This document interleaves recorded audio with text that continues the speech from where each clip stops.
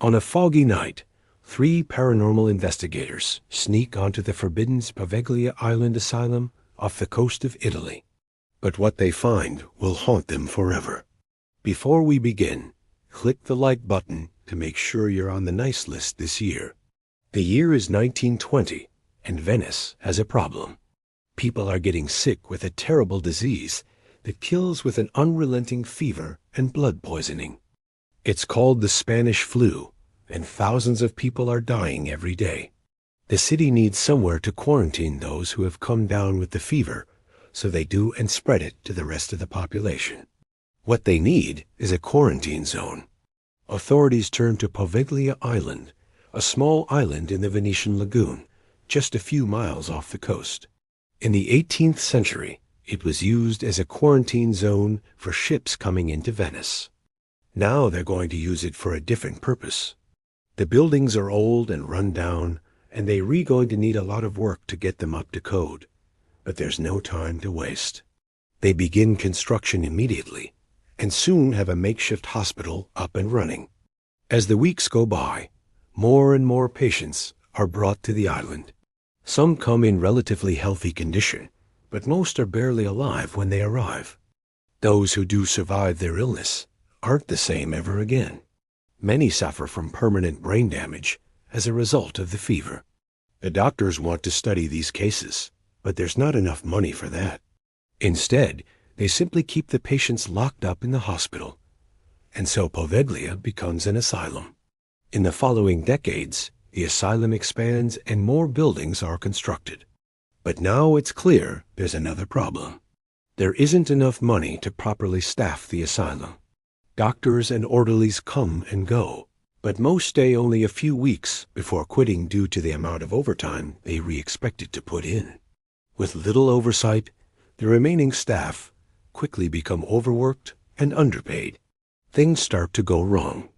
Some of the patients are able to escape their rooms and roam the halls freely. Some of the staff start taking advantage of the patients. Food starts going missing, and the patients become severely malnourished. One patient, Enrico, watches as his dinner gets stolen right out of his hands. He lashes out at one of the orderlies and is punished for it. For days he's forced to sleep while standing and isn't given any food. When the new staff finally notice his condition, it's too late. Enrico dies from exhaustion and starvation. For years, reports continued to come in of mistreatment and abuse at the asylum. Finally, in 1968, the Italian government steps in and shuts the place down. They board up the windows and doors and leave it abandoned. Rumors persist that there are still some patients left inside, left to die of starvation. The Italian government denies these rumors. But on the island, voices can be heard calling out for help in the dead of night. Now, more than 50 years later, the asylum stands abandoned and untouched.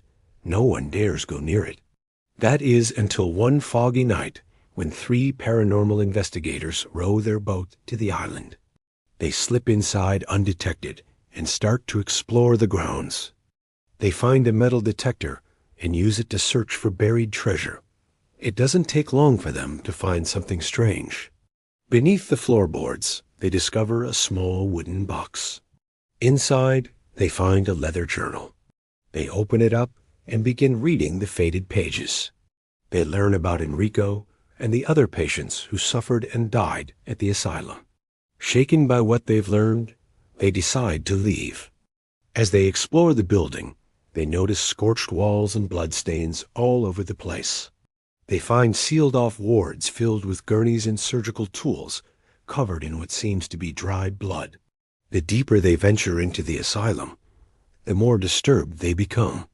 At one point, they hear voices calling their names from rooms that should be empty. Then they start seeing strange shadows moving around them, mimicking their every move. One of the investigators pulls out his EMF reader, an electromagnetic field meter that can detect changes in energy. Suddenly, the needle begins to move.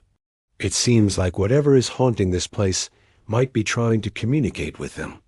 As they continue their investigation, the temperature drops dramatically. They pull out their thermometers to check. One of them reads 4 degrees Celsius. Another reads -2 degrees Celsius. It can't possibly be that cold, can it? But then they feel it, a sudden gust of freezing air blowing directly on them. They decide to leave and return to their boat.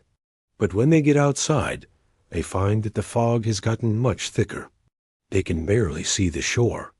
They struggle to find their way back to the boat. When they do, they climb in and row away from the island as fast as they can. Back in Venice, they look over their footage and photos from the island. They can't believe what they saw and experienced. One of them decides to throw the journal back into the water. It wouldn't be fair to keep it, they say, after all that it's been through. They return to the spot where they found the journal, but it's gone. They search the water, but it's no use. They let out a sigh and decide to head back home. But when they get back to the dock, they find that their boat wasn't there 10 minutes ago. The boatman who rowed them out to the island asks them if they need a ride. They tell him about their experience at the asylum, but he just shakes his head and says that there's no asylum on Poveglia Island. Confused, the investigators realize that they've been lied to. They didn't spend the night on Poveglia Island. They must have been on another island the whole time. The boatman takes them back to the main dock. As they approach, they notice the distinct shape of a lighthouse that isn't on any of the maps of Venice. The investigators have never seen this dock or this lighthouse before in their lives. The boatman tells them that they never came to the island in the first place. He offers to row them back out to the island, but they politely refuse. They don't want to know what else is out there in the fog. The investigators go their separate ways, shaken by their experience. But they'll never forget what they saw and experienced at the asylum on Poveglia Island. Or was it a dream? Was it all made up? Did they really visit the island? The answer is up to you to decide. What did you think of the story? Let me know in the comments below. And don't forget to like the video, share it, and subscribe to the channel. Thanks for watching.